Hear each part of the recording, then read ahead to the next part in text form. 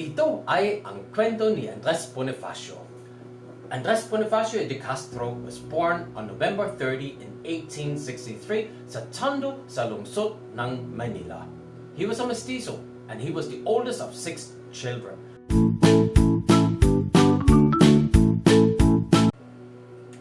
Andres Bonifacio de Castro was born on November 30, 1863 sa Tondo sa lungsod ng Manila. He was a mestizo and he was the oldest of 6 children. Both his father and mother were working, so he was raised in a middle-class environment, going to a private school during his early years, and later on having private teachers right until the death of his parents. In his late teens, he worked at several famous foreign companies where he learned to speak English. As he did not finish his education, he took it upon himself to learn more by reading books about the French Revolution, the biographies of the presidents of the United States, and of course all the works of Jose Rizal. He also worked as a part-time actor, often depicting Bernardo Carpio. Bernardo Carpio is a legendary figure in Philippine mythology, and he is the one that is the cause of earthquakes. All these books, they sparked a revolutionary in him, and he became one of the founding members of La Liga Filipina in 1892. La Liga Filipina was organized by Jose Rizal, of course, and they called for political reforms from the Spanish government. But already after the very first meeting, Dr. Jose Rizal was arrested and he was sent into exile in Katipunan in Mindanao. And this is where he became a farmer, and he was actually growing coffee and many other produce. The day after Rizal's deportation was announced, Bonifacio and many others founded the Katipunan in Tondo in Manila as a revolutionary society to overthrow the Spanish government in the Philippines. It was on July 7, 1892 in the house of Deodado Arellano. Bonifacio and several other ranking members were all Freemasons, and they used rights and their organizational skills in organizing the Katipunan. Andres Bonifacio, he used a pseudonym which was May Pag-asa, there is hope.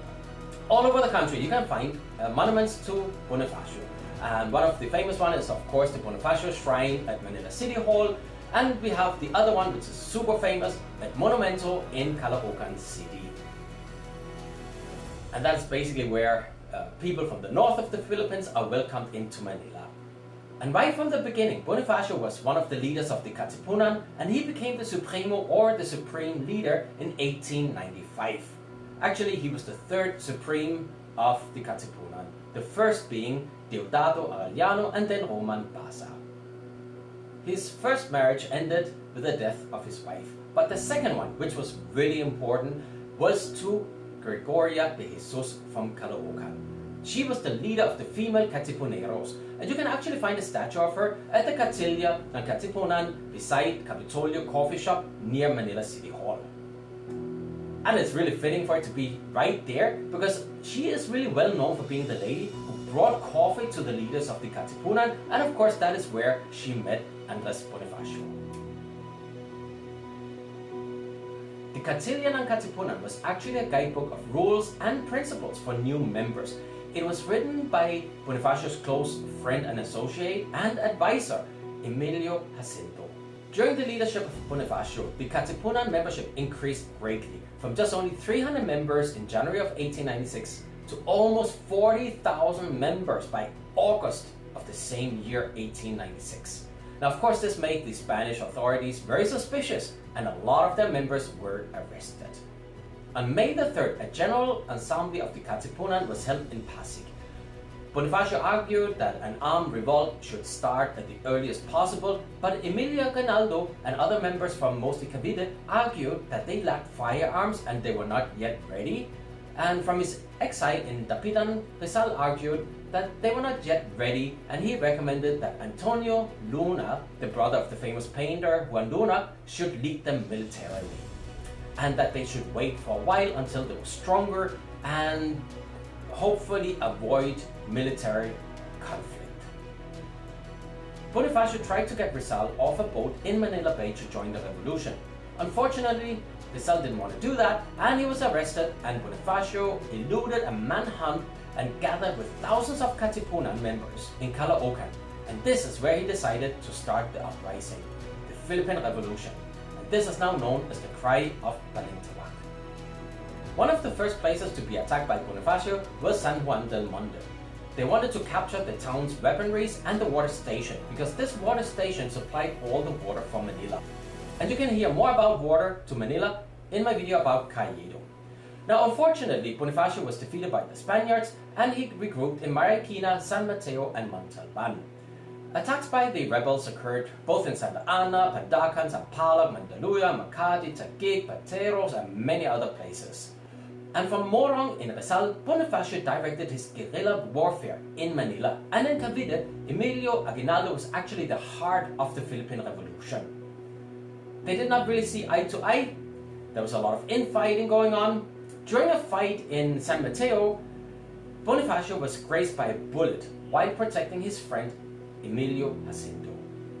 While in Balara, Bonifacio commissioned Julio Nakpil to compose the very first national anthem of the Philippines. Unfortunately, it's not the one we're using today.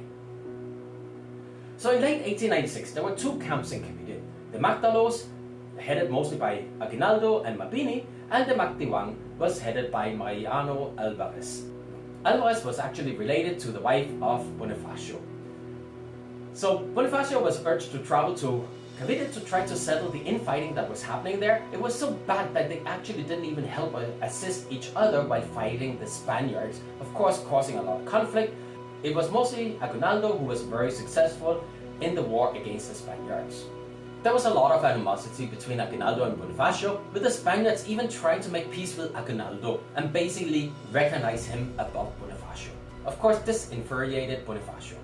And a lot of rumors were spread about Bonifacio, that he stole funds, he was working for the Spaniards, that he was an atheist, and a lot more. So I will not really bore you with all this infighting in this video, but let's just say there was a lot. Bonifacio wanted a republic to be created with the leadership, of course, of the Katipunan. Some others argued for a kingdom, and several other ideas were floated. And during that time, a lot of different republics were declared, but we now recognize the very first Philippine Republic to be the one declared with Aguinaldo as the president and leader. Bonifacio was elected the director of the interior. A lot of arguments ensued, and of course Bonifacio was really angry because of the alleged election fraud with pre-filled ballots for the president Aguinaldo. I think I've heard this somewhere before, I wonder where. Anyhow, let's get back to the story. By April 1897, Aguinaldo had finally and officially become president, and he got support of most of the generals and the elite, mostly from Cavite actually, and Bulacan. By that time, he had Bonifacio arrested. Now, what was the reason for this arrest? It was allegations that Bonifacio had burned down a village, stolen calabaos, and ordered the burning of the church in Indang, Cavite. Reason being, they didn't want to give him provisions. After his arrest, he was brought to Aguinaldo's camp in Naik and then later to Maragondon. The charges were sedition and treason against Aguinaldo's government and conspiracy to murder Aguinaldo.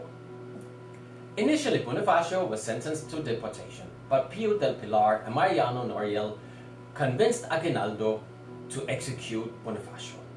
Andres Bonifacio and his brother were executed on May 10, 1897 in Cavite. Thank you so much for watching, and don't forget to click that subscribe button and of course the bell button so you'll be notified when we have new videos for you.